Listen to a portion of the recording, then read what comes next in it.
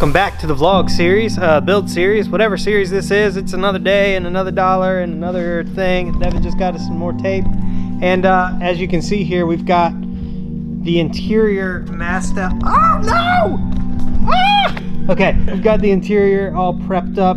We just need to get underneath the car to pull the e-brake out, but it's all prepped up. We're gonna get rid of as much of this yellow as possible. Currently we're just going up to the bottom of the windows, but we're going to be doing lizard skin. So this is a sound deadening. So I'll give you guys, try to get a good audio here. This is before, and I'm just smacking the floor pan here. Everything's real ringy. If I get inside here, I'm sure that you guys can hear like the echo in the room. Headphone users, I'm sure, can hear it more. But I'm gonna climb in here and spray this in just a little bit. We're just finishing off the masking. Probably wipe it down one more time because we've been in and out of it, and then we're gonna be spraying some thick stuff. So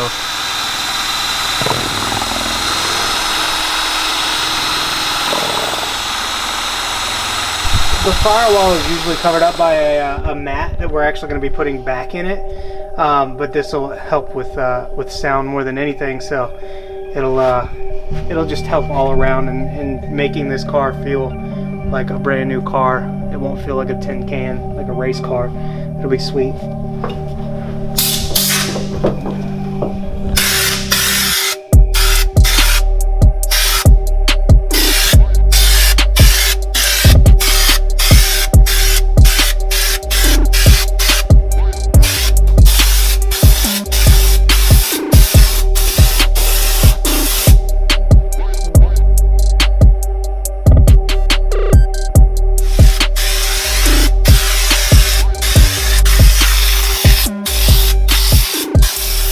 Devin's already got it unmasked.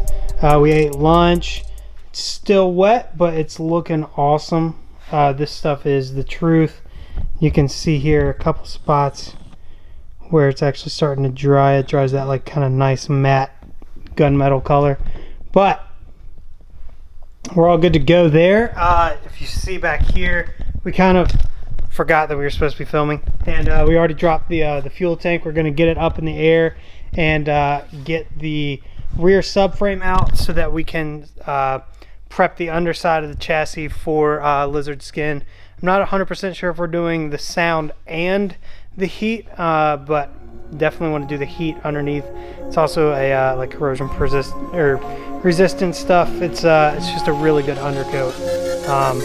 It's pretty tough stuff. So.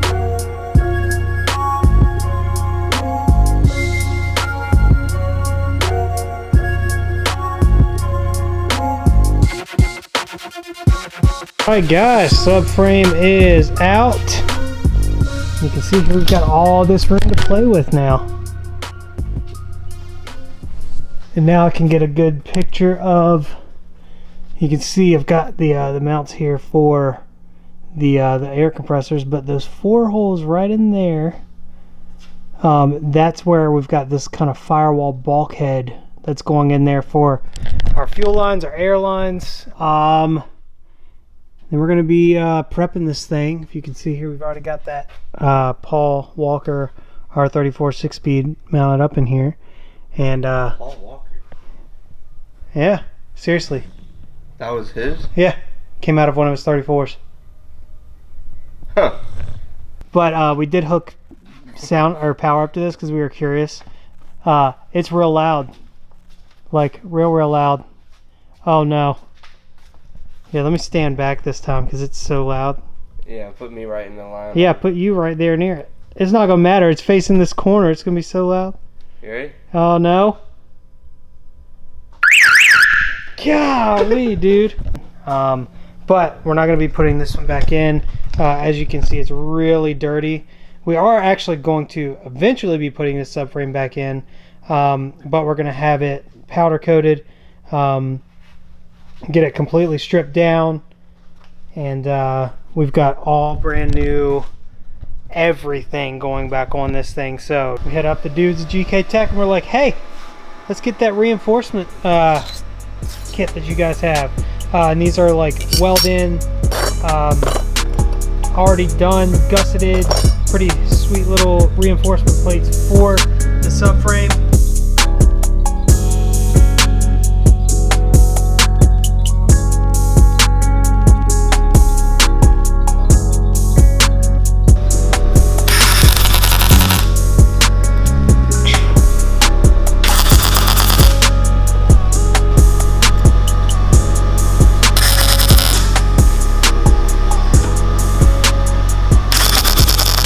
This is our, it's a really crappy mock-up, but it's exactly what I needed. But this is our Nuke Performance fuel filter. It's massive, but it is, excuse me, but it's gorgeous. We've got an AEM fuel pump here. I believe it's the LP400. Can't remember, or 400 LPH. I don't know what it does, but you can see here we've got some awesome Nuke Performance clamps on here. They sell different inserts for these clamps. If you guys are interested in any of this Nuke Performance stuff, we do sell it. drivermotorsports.com. And then we've got our one-way check valve here.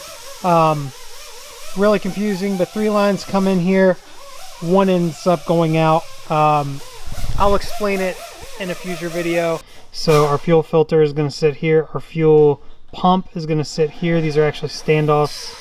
I can get rid of them for you. They're actually going to bolt to this, but you can see how that works. And then all the lines are going through here. I've got a spot for our tin bulkhead up here, and then the mounting spots are actually recessed into the back here.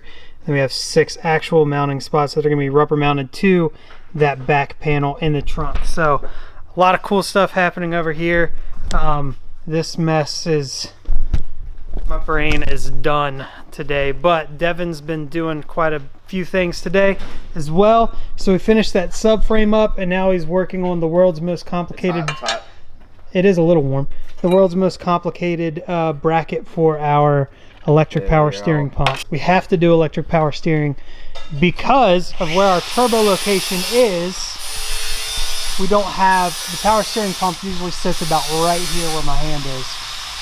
And obviously we've got headers and wastegate and turbo and everything in the way. So the plan is now what we're going to do, as you can see, he's got like kind of little tacked in rubber mount for this, where it's going to sit here. It does clear the fender, clears the wheel at full lock, so we don't have to worry about that. And then above this, we're actually going to build, or Devin is going to build a power steering reservoir, and then we're going to have the filler neck here on the inside. So it'll be really cool. It's just a lot, you know, when you do certain things to a vehicle, you start moving things around, and then everything is moved, and it's pretty cool. So Yeah, then you get stuff that looks like this. because every mounting point for this thing is really nonsensical. They couldn't have made it easy for me. But it is in here. It is all rubber mounted, so it does have some flex to it, but we want that. We don't want it vibrating the car half to death. And then he's been working on the reservoir. So if you can see here, we've cut a little bit of this away to give us a little more room in here. And Devin's been working on the power steering reservoir, and it's really cool. It's baffled on the inside. Goes up in there. So you don't get the full effect. Something like that. And the filler, it's going to be right in here. Cut a hole, put this in on an angle. Yeah. Just like that. Going to be sick. Yeah, show them the inside of that thing, man. That's the crazy thing. You can see all the sweetness in there. And what is that for?